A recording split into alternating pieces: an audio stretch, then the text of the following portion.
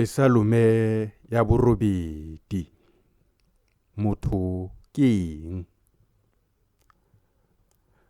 Pesalume ya ga Dafita e kwaletsweng mo pedisi ka fa moopelong wa ba ba gatang segatelo. Morena mmusi wa rona, leina la gago le galalela jang mo lefatsheng lotlhe. Wena yo borena jwa gago bo opelelwang kwa legodimong. O itiretse tumiso e kgolo, e tswa mo melomong ya bana le ya masea, ka ntlha ya baganetsi ba gago, gore o didimatse baba le baipusolosetsi.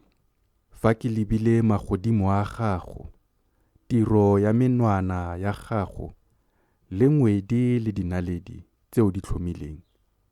Kana motho ke eng fa o mo gopotse? Ngwana wa motho ke eng fa o mmabalela? O mo tlhaeditse baengele go le gonnye fela. Wa mo rwesa kgalalelo le bontle.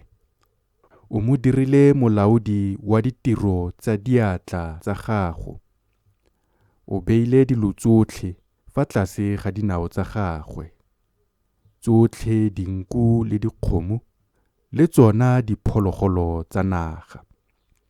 Dinonyane tsa loapi le ditlhapi tsa lewatle.